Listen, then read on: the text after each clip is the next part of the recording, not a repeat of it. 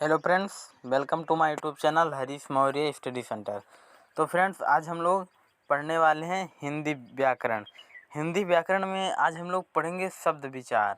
हम लोग देखेंगे शब्द विचार क्या होते हैं, शब्द किसे कहते हैं। हम लोग पूरे सब्जेक्ट को पढ़ते हैं, जैसे हिंदी या और अदर सब्जेक्ट को, लेकिन हमें जो उसका किसी भी सब्जेक्ट के नॉलेज के लिए उसके ग्रामर का नॉलेज होना ज़रूरी है। तो आज हम लोग उसी के लिए पढ़ेंगे शब्द विचार, उसी टॉपिक पर शब्द विचार पढ़ेंगे। तो सबसे पहले देखते हैं शब्द शब्द की परिभाषा। हम लोग हिंदी तो पढ़ते हैं, लेकिन कुछ लोगों को ये भी नहीं पता होता कि जो शब्द हैं वो शब्द किसे कहते हैं, शब्द किन किन वर्णों से मिलकर बने होते हैं, शब्द की परिभाषा क्या होती है। तो फ्रेंड्स, अगर आपको नहीं पता है तो आज मैं आपको इस वीडियो में शब्द की परिभाषा, शब्द कितने प्रकार के होते हैं, जैसे सार्थक शब्द, निरर्थक शब्द, तद्भव, तत्सम, देशज, विदेशज आदि शब्दों को मैं आज इस वीडियो में बताऊंगा। तो फ्रेंड्स, वीडियो को अंत तक एकदम बिल्कुल ध्यान से देखते रहिए और एकदम प्रॉपर तरीके से आपको आज समझ में आ जाएगा कि शब्द क्या होता है। तो इसके परिभाषा हम सबसे पहले देखते हैं फ्रेंड्स कि एक या एक से अधिक वर्णों से बनी हुई, एक या एक से अधिक वर्णों से बनी हुई स्वतंत्र सार्थक ध्वनि शब्द है। जो एक या एक से अधिक वर्ण से मिलकर बनी हुई स्वतंत्र और सार्थक ध्वनि शब्द है। जो स्वतंत्र हो और सार्थक हो वह ध्वनि शब्द है। जैसे एक वर्ण से निर्मित शब्द ना, नहीं और वाह। एक वर्ण से निर्मित शब्द जो एक वर्ण से बने हैं, जैसे ना, इससे होगा नहीं, वाह। और अनेक वर्णों से निर्मित शब्द, जैसे अनेक वर्णों से कोई निर्मित शब्द होता है, जैसे कुत्ता, शेर, कमल, नयन, प्रसाद, प्रासाद, सर्वव्यापी, परमात्मा आदि। तो ये सब जो है कई वर्णों से मिलकर बने हुए हैं। एवली फ्रेंड्स, व्याकरण में वह शब्द जिससे किसी व्यापार का होना या किया जाना सूचित होता है। व्याकरण में वह शब्द जिससे किसी व्यापार का होना या किया जाना सूचित होता है। और अब हम देखते हैं व्युत्पत्ति, यानी व्युत्पत्ति का अर्थ होता है बनावट। तो बनावट के आधार पर शब्द भेद, बनावट के आधार पर शब्द को कितने भागों में बांटा गया। तो पहला हमारा रूढ़, दूसरा है यौगिक, तीसरा है योग रूढ़। पहला हम देखते हैं जो कि रूढ़ है, रूढ़। तो फ्रेंड्स, रूढ़ जो शब्द किन्हीं अन्य शब्दों के योग से ना बने हों और किसी विशेष अर्थ को प्रकट करते हों तथा जिनका टुकड़े का कोई अर्थ नहीं होता है, वह रूढ़ कहलाते हैं। यानी जो शब्द जो अन्य शब्दों के योग से बने हों, जिसका कोई विशेष अर्थ प्रकट करते हों तथा जिनके टुकड़े का कोई अर्थ नहीं होता, वो रूढ़ कहलाते हैं। जैसे कल, पर, इनमें का, ल, पा और आ, कल पर, ये चार वर्णों से बने हैं। इनका टुकड़े करने पर कोई अर्थ नहीं रहता। जैसे यहाँ पर तो कल पर लिखा है, और जब इनका टुकड़े को अलग किया गया, जैसे का, फिल्ला, पा और आ, तो इनका कोई अर्थ ही नहीं है।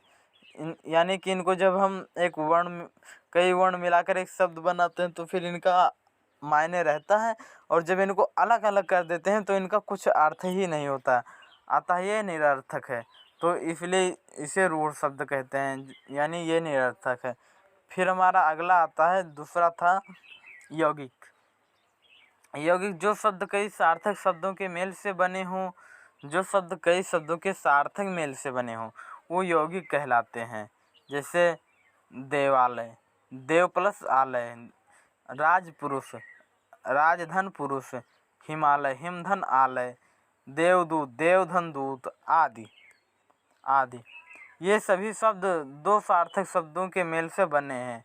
जैसे पहला था हमारा देवालय, तो देव धन आलय, यानी दो सार्थक शब्द हैं। जैसे इनको देवालय को दो भागों में अगर अलग किया गया तो पहला देव, दूसरा आलय। तो देव मतलब देव होता है, आलय मतलब घर होता है, तो देव का घर। तो इनका तो कोई अर्थ हुआ क्योंकि ये सार्थक हैं। इनको अगर अलग किए तो इनका कुछ मायने निकला, अब अगर इनके वर्णों को अलग करें तो इनका भी कोई मायने नहीं होगा, लेकिन इनका है तो इसलिए ये सार्थक शब्द हैं। फिर हमारा है योग रूढ़। योग रूढ़ होता है, इसको भी हम पढ़ते हैं कि वह शब्द जो यौगिक तो हैं, वह शब्द जो ये यौगिक तो हैं किंतु सामान्य अर्थों को प्रकट न करें, किसी विशेष अर्थ को प्रकट करते हैं। सामान्य अर्थ को प्रकट न करके किसी विशेष अर्थ को प्रकट करते हैं, योग रूढ़ कहलाते हैं। जैसे पंकज, दशानन आदि। पंकज में पंक धन जा, कीचड़ में उत्पन्न होने वाला। पंक मतलब कीचड़, जा मतलब जल, तो उत्पन्न होने वाला। सामान्य अर्थ में प्रचलित न होकर कमल के अर्थ में रूढ़ हो गया, अर्थात पंकज शब्द योग रूढ़ है। इसी प्रकार 10 आनन, 10 मतलब 10 गिनती वाला, आनन मतलब मुख, रावण वाला रावण के अर्थ में प्रसिद्ध है। वैसे तो इसका कोई मायने नहीं था, लेकिन जब 10 आगे जुड़ गया तो 10 आनन यानी 10 मुख वाला, तो अर्थात रावण, क्योंकि रावण के पास भी 10 मुख था, तो उसी के अर्थ में ये प्रसिद्ध है। फिर हम देखते हैं अर्थ की दृष्टि से शब्द भेद। अर्थ की दृष्टि से शब्द भेद दो प्रकार के होते हैं, एक सार्थक और दूसरा निरर्थक। और जो उत्पत्ति के आधार पर शब्द भेद होते हैं, उत्पत्ति के आधार पर होते हैं तत्सम, तद्भव, देशज और विदेशज। मैंने अभी कहा था कि आपको इस वीडियो में सार्थक और निरर्थक, तद्भव, तत्सम, देशज और विदेशज शब्दों को बताने वाला हूँ। तो फ्रेंड्स अब हम अगला देखते हैं। सार्थक हमारा पहला जो शुरू हो रहा है वो यहाँ से शुरू हो रहा है। तो पहला हमारा है सार्थक शब्द। सार्थक शब्द वे होते हैं जो वाक्य प्रयोग करने पर खास अर्थ का बोध कराते हैं तथा सार्थक शब्दों को ही पद कहा जाता है। जिन शब्दों में कुछ ना कुछ अर्थ हों, जिन शब्दों में कुछ ना कुछ अर्थ हों वह सार्थक शब्द कहलाते हैं। जिनका कोई मायने हो, कोई अर्थ हो, वो सार्थक शब्द कहलाते हैं। जैसे रोटी, पानी, ममता, डंडा आदि, ये सब सार्थक शब्द हैं। फिर किसी निश्चित अर्थ का बोध कराने वाले शब्दों को सार्थक शब्द कहा जाता है। जो किसी निश्चित अर्थ का बोध कराएं उसे सार्थक शब्द कहा जाता है। जिस प्रकार मोहन, घर, रात, आना, नीचे, ऊपर आदि, ये सब सार्थक शब्द हैं। तो फ्रेंड्स अब हम देखते हैं व्याकरण के अनुसार सार्थक शब्दों के 8 भेद होते हैं। व्याकरण के अनुसार जो सार्थक शब्द होते हैं उसके 8 भेद होते हैं। इनमें से प्रथम 4 प्रकार की संज्ञा, सर्वनाम, विशेषण और क्रिया विकारी होते हैं, क्योंकि ये शब्द लिंग, वचन, कारक आदि से विकृत होते हैं। वो सार्थक शब्दों के 8 भेद। तो सार्थक शब्दों के 8 भेद हम देखते हैं कौन कौन से 8 भेद हैं। तो पहला हमारा है संज्ञा, दूसरा फिर सर्वनाम, तीसरा है विशेषण, चौथा है क्रिया, चौथा हमारा क्रिया, पांचवा है क्रिया विशेषण और छठवां संबंध बोधक, सातवां समुच्चय बोधक, आठवां विस्मयादि बोधक। फिर देखते हैं शब्द और पद। सार्थक वर्ण समूह शब्द कहलाता है। शब्द किसे कहते हैं और पद किसे कहते हैं? तो सार्थक वर्ण समूह शब्द कहलाता है, किंतु जब इसका प्रयोग वाक्य में हो तो वह व्याकरण के नियमों में बंध जाता है और इसका रूप भी बदल जाता है। जब कोई शब्द वाक्य में प्रयुक्त होता है तो उसे शब्द ना कहकर पद कहा जाता है। जैसे फ्रेंड्स इसका आपको समझ में आया कि सार्थक वर्ण समूह शब्द कहलाता है। जैसे वर्णों के कई समूह और सार्थक हों यानी उनका कोई मान्य हो तो वो शब्द कहलाता है। किंतु जब इसका प्रयोग वाक्य में होता है, जब कई शब्द मिलकर एक वाक्य बनाते हैं तो वह व्याकरण के नियम में बंध जाता है। उस पर पूरी सावधानियां होती हैं। और जब एक वाक्य बनता है कई शब्दों को मिलाकर तो इसका रूप भी बदल जाता है। तो जब कोई शब्द वाक्य में प्रयुक्त होता है तो उसे शब्द ना कहकर पद कहा जाता है। यही था फ्रेंड्स शब्द और पद में पूरी डिफिनेशन। अब फ्रेंड्स हम दूसरा जो पढ़ते हैं वो देखते हैं निरर्थक शब्द। निरर्थक शब्द की परिभाषा क्या है? जिन शब्दों का कोई अर्थ नहीं होता है वह निरर्थक शब्द कहलाते हैं, जैसे रोटी ओटी, पानी वानी, डंडा वंडा। इनमें इसमें देखिए फ्रेंड्स, रोटी ओटी हम लोग कहते तो हैं, हम लोग अगर कोई बात करते हैं आपस में या किसी भी चीज़ में तो साथ में उसको कहते तो हैं, जोड़ते तो हैं। जैसे हमें भूख लगी है, रोटी मांगना है, रोटी खाना है, तो हम लोग कहते हैं रोटी ओटी। पानी पीना है तो कहते हैं पानी वानी। डंडा डंडा वंडा, इनमें ओटी, जैसे रोटी में ओटी है साथ में है, पानी में वानी, डंडा में वंडा साथ में जुड़ा है, आदि सब निरर्थक शब्द हैं। इनका कोई अर्थ नहीं है। हम लोग कहते तो हैं लेकिन इनका कोई अर्थ नहीं है। निरर्थक शब्दों पर व्याकरण में कोई विचार नहीं किया जाता है। जो निरर्थक होते हैं उसमें व्याकरण में कोई विचार किया ही नहीं जाता। तो यानी जिन शब्दों का कोई अर्थ नहीं होता उन्हें हम निरर्थक शब्द कहते हैं। ये तो फ्रेंड्स आप सभी लोग को पता होगा, और अगर नहीं भी पता है तो आज मैं इस वीडियो में बता रहा हूँ कि निरर्थक शब्द जिनका कोई अर्थ नहीं होता उन्हें निरर्थक शब्द कहते हैं। निरर्थक शब्दों को अक्सर सार्थक शब्दों के साथ प्रयोग किया जाता है। जैसे रोटी हमारा एक सार्थक शब्द है, लेकिन ओटी जो है निरर्थक है, तो निरर्थक शब्द को हमेशा सार्थक शब्द के साथ में ही प्रयोग किया जाता है। जैसे आपको और एग्जांपल भी हम दिखा दें, जैसे होटल वोटल का खाना रोज़ नहीं खाना चाहिए। हाँ, हम मानते हैं होटल का खाना रोज़ नहीं खाना चाहिए, लेकिन ये ओटल कहाँ से आ गया? हम कहते तो ऐसे ही हैं होटल ओटल, तो यहाँ पर ये लिखा है, यहाँ पर ओटल शब्द निरर्थक है। होटल का तो मायने है कि होटल है भाई, खाना खाया जाता है। देखो फिर है, आपने चाय वाय पिया कि नहीं? हाँ भाई, हम दूसरे से प्रश्न कर रहे हैं या पूछ रहे हैं कि आपने चाय वाय पिया कि नहीं, तो इसमें चाय तो पीने की बात है, लेकिन वाय जो है ये निरर्थक शब्द है। तो इसमें इस वाक्य में वाय निरर्थक है। फिर अरे भाई, कपड़े वपड़े आ गए या नहीं? कपड़े वपड़े आ गए या नहीं? कपड़े तो आए लेकिन वपड़े क्या है? तो यहाँ पर वपड़े शब्द निरर्थक है। तो फ्रेंड्स, इसी के साथ हम अपना अगला देखते हैं, तत्सम, जो कि हमारा तीसरा था तत्सम। तत्सम शब्द की परिभाषा। तत्सम शब्द संस्कृत भाषा के दो शब्दों तत् धन सम से मिलकर बना है। तत् का अर्थ होता है उसके, तथा सम का अर्थ होता है समान, यानी उसके समान, अर्थात ज्यों का त्यों, उसके ही एकदम टू कॉपी। जिन शब्दों का संस्कृत में बिना किसी परिवर्तन के ले लिया जाता है उसे तत्सम शब्द कहते हैं। जिसमें कोई परिवर्तन नहीं होता है उसे तत्सम कहते हैं। इसमें ध्वनि परिवर्तन नहीं होता। हिंदी, बांग्ला, कोंकणी, मराठी, गुजराती, पंजाबी, तेलुगु, कन्नड़, मलयालम, सिंहल आदि में बहुत से शब्द संस्कृत से सीधे लिए गए हैं, क्योंकि इनमें कई भाषाएं संस्कृत से जन्मी हैं। जैसे हम आपको दिखाते हैं,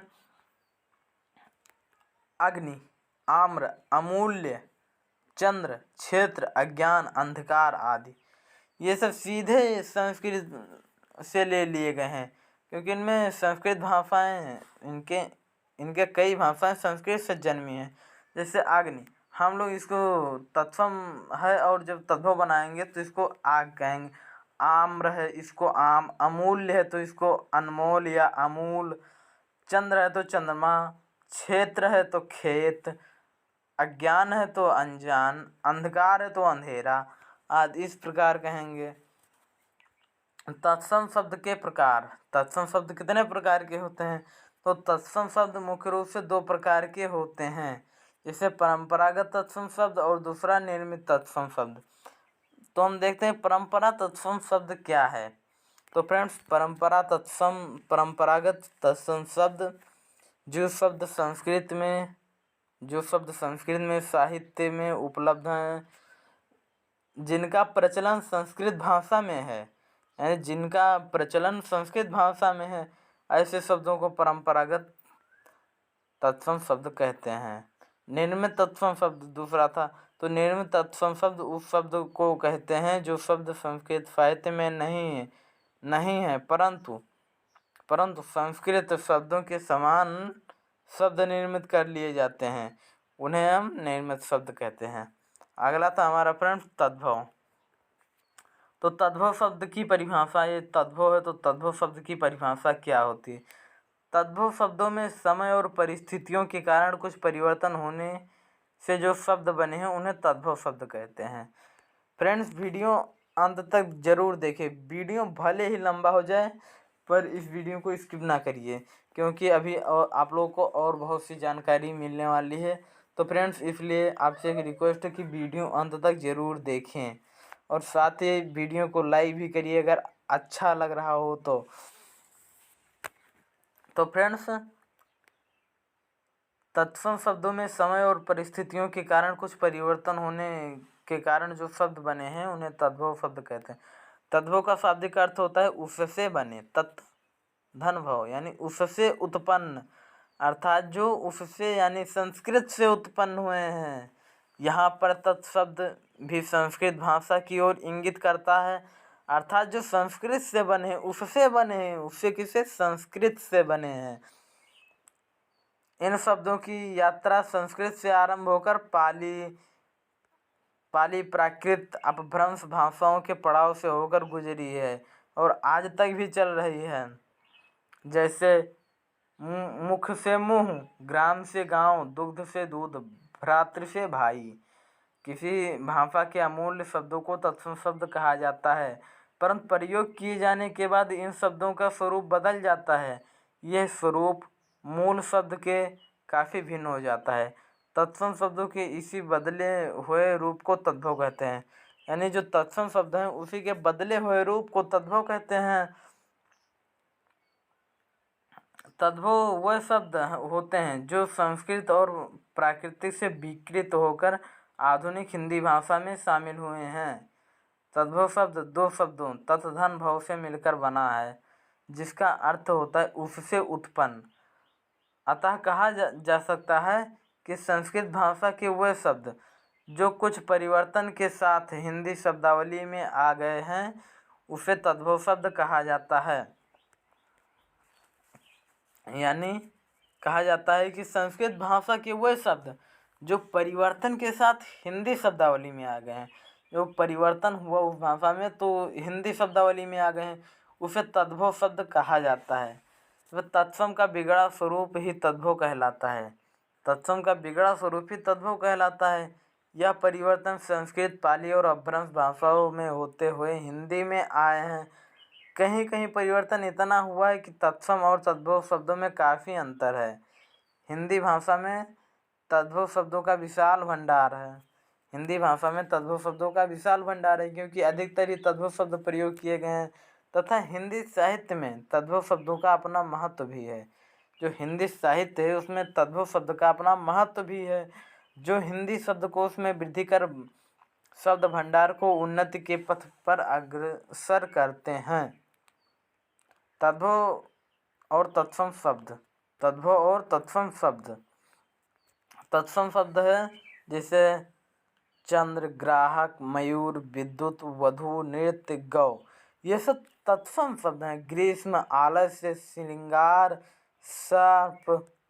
सर्प, कृषक, ग्राम, गृह, ये इतने तो तत्सम शब्द थे। अब इन्हीं का फ्रेंड देखिए तद्भव क्या होता है। जैसे चंद्र का था तो यहाँ पर चांद हो गया, ग्राहक का गाहक हो गया, मयूर का मोर, ये सब तद्भव शब्द हैं। विद्युत बिजली, बहू का वधू का बहू, नृत्य जो कि संस्कृत शब्द भी है तत्सम शब्द भी है तो इसका हो गया नाच एकदम, गौ का गाय, ग्रीष्म गर्मी, आलस्य आलस, श्रृंगार का श्रृंगार, सर्प का सांप, कृषक का किसान, ग्राम का गांव, गृह का घर। तत्सम शब्द एकदम संस्कृत शब्द हैं, इनको संस्कृत में ऐसे ही प्रयोग करते हैं। अब हमारा था देशज शब्द। अभी तो हम लोग सार्थक शब्द पढ़े और निरर्थक पढ़े, तद्भव शब्द, तत्सम शब्द। अब हमको पढ़ने की बारी है देशज शब्द। तो सबसे पहले हम देखते हैं देशज की परिभाषा। वह शब्द जिनकी उत्पत्ति के मूल का पता न हो परंतु वह प्रचलन में हो, उनके मूल का तो पता नहीं है, यानी उनके पिता का तो पता है ही नहीं, परंतु वो प्रचलन में हैं, उनको वो माने जाने जाते हैं। ऐसे शब्द देशज शब्द कहलाते हैं। ये शब्द आमतौर पर क्षेत्रीय भाषा में प्रयोग किए जाते हैं। जैसे लोटा, कटोरा, डोंगा, डिबिया, खिचड़ी, खिड़की, पगड़ी, अंटा, चषक, चिड़िया, जूता, ठेठ, ठुमरे, तंदुआ, फुनगी, कलाई। या ये सब इनकी उत्पत्ति का मूल पता तो नहीं है, परंतु ये सब प्रचलन में है। तो वह शब्द जो स्थानीय भाषा के शब्द होते हैं, वह शब्द जो स्थानीय भाषा के शब्द होते हैं, ये देश की विभिन्न बोलियों के लिए जाते हैं। अर्थात तत्सम शब्द को छोड़कर देश के विभिन्न बोलियों से आए शब्द देशज शब्द हैं। जो तत्सम है उनको छोड़कर, क्योंकि वो तो संस्कृत से लिए गए हैं, और देश में जो विभिन्न हैं बोलियां से आए शब्द देशज हैं, क्योंकि अपने देश से ही हैं। इन्हें आवश्यकता अनुसार प्रयोग किया जाता है और ये बाद में प्रचलन में आकर हमारी भाषा का हिस्सा बन जाता है। इनका प्रयोग तो किया जाता है विभिन्न बोलियों से लेकर, और बाद में हमारी एक प्रचलन में आकर हमारी भाषा का एक हिस्सा भी बन जाता है। दूसरे शब्दों में हम कह सकते हैं वह शब्द जिनकी व्युत्पत्ति यानी उत्पत्ति की जानकारी नहीं है, बोलचाल के आधार पर स्वतः निर्मित हो जाते हैं, उन्हें देशज शब्द कहते हैं। इन्हें देसी शब्द भी कहा जाता है, जैसे पगड़ी, गाड़ी, थैला, पेट, खटखटाना आदि। ये सब देशज शब्द के अंतर्गत आ जाते हैं। अब देखते हैं फ्रेंड देशज शब्द के प्रकार। वीडियो फ्रेंड्स अंत लंबा तो हो रहा है, लेकिन इसको अंत तक जरूर देखिए फ्रेंड्स। आपसे एक रिक्वेस्ट है कि आप लोग इस वीडियो को अंत तक जरूर देखें, भले ही वीडियो आधे घंटे का हो जाए, कोई बात नहीं, स्किप मत करिए, वीडियो अंत तक जरूर देखिए। तो देखते हैं देशज शब्द के प्रकार। देशज शब्द दो प्रकार के होते हैं, अनुकरणवाचक देशज शब्द और अनुकरण रहित देशज शब्द। अनुकरणवाचक देशज शब्द जब पदार्थ की कल्पित या वास्तविक ध्वनि को ध्यान में रखकर शब्दों का निर्माण किया जाता है तो अनुकरणवाचक देशज शब्द कहलाते हैं। जैसे खटखटाना, गड़गड़ाना, हिनहिनाना, कलकल तथा पक्षियों की आवाज़ें इसमें आती हैं। अनुकरण रहित देशज शब्द वह शब्द जिनके निर्माण की प्रक्रिया का पता नहीं, उन्हें अनुकरण रहित देशज शब्द कहा जाता है। जैसे कपास, कौड़ी, बाजरा, अंगोछा, जूता, लोटा, ठर्रा, ठेस, घेवर, झंडा, मुक्का, लाठी, लुगदी, ये सब अनुकरण रहित देशज शब्द हैं। इनके निर्माण की प्रक्रिया का पता ही नहीं है, फिर भी प्रयोग में हैं। अगला है फ्रेंड्स हमारा विदेशज शब्द। चलो इसको भी देखते हैं फ्रेंड्स, वीडियो अंत तक जरूर देखिए। विदेशज शब्द, विदेशी या विदेशज शब्द की परिभाषा। जो शब्द विदेशी भाषा के हैं परंतु हिंदी में उन शब्दों का प्रचलन हो रहा है, ऐसे शब्द विदेशी शब्द कहे जाते हैं। विदेशी शब्द हिंदी भाषा में इस प्रकार घुल मिल गए हैं कि उनको पहचानना मुश्किल है। विदेशी जातियों के संपर्क से उनकी भाषा के बहुत से शब्द हिंदी में प्रयुक्त होने लगे हैं। ऐसे शब्द विदेशी अथवा विदेशज शब्द कहलाते हैं, जैसे स्कूल, अनार, आम, कैंची, अचार, पुलिस, टेलीफोन, रिक्शा। ये सब विदेशी शब्द हैं, विदेशज हैं, लेकिन ये हमारी भाषा में मिल घुल गए हैं और इनको पहचानना भी मुश्किल है। हम लोग उसी भाषाओं का प्रयोग करने लगे हैं, इसलिए दूसरे शब्दों में विदेशी भाषाओं से हिंदी में आए शब्दों को विदेशी शब्द कहा जाता है। इन विदेशी भाषाओं में मुख्यतः अरबी, फारसी, तुर्की, अंग्रेजी व पुर्तगाली शामिल हैं। ऐसे शब्द जो अपने देश से बाहर की भाषा में आकर हिंदी में शामिल हुए हों विदेशज शब्द कहलाते हैं। उदाहरण के लिए अंग्रेजी से कौन कौन से शब्द हैं जो अपने भाषा में हम लोग बोलते हैं, तो अंग्रेजी से जैसे school, pen, light, road, city, bus, train इत्यादि, ये सब अंग्रेजी से लिए गए हैं, विदेशज शब्द हैं। चीनी से, मतलब चीनी एक भाषा है, चाइना के लोग बोलते हैं। चीनी से जैसे चाय, लीची इत्यादि, ये सब चीनी भाषा से लिए गए हैं। पुर्तगाली से जैसे रुमाल, महाराज, जलेबी, अलमारी, चार, चाबी, संतरा, साबुन, पपीता, बाल्टी, गमला, आलू, कमीज, अगस्त, आलपिन, आलू इत्यादि। ये सब प्रयोग तो हम लोग कर रहे हैं, लेकिन ये सब विदेशज शब्द हैं, विदेशों से लिए गए हैं और हमारे चलन में आ गए और हम लोग उसका प्रयोग करने लगे। तो ये सब पुर्तगाली भाषा से हैं। अरबी से कौन कौन से विदेशज शब्द हैं, विदेशी हैं? औरत, अदालत, कानून, कुर्सी, कीमत, गरीब, तारीख, जुर्माना, जिला, शादी, सुबह, हुक्म, हिसाब। ये सब अरबी शब्द से विदेशज शब्द हैं जो कि हम लोग इनका प्रयोग कर रहे हैं। फ्रेंच से कौन सी भाषा है? फारसी से है।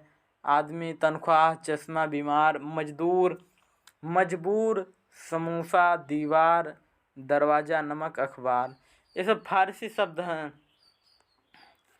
फ्रेंच शब्द है काजू, कारतूस, मेयर, कूपन, अंग्रेज, मीनू और सूप, ये सब फ्रेंच हैं। डच भाषा है फ्रेंड्स, तुरूप, बम, चिड़िया, ड्रिल। रूसी शब्द है बुजुर्ग, स्पुतनिक और लूना। यूनानी शब्द है friends academy, Atlas, Bible, telephone, atom. ये सब विदेशज शब्द थे फ्रेंड्स। तो इसी के साथ फ्रेंड्स आज का ये वीडियो समाप्त।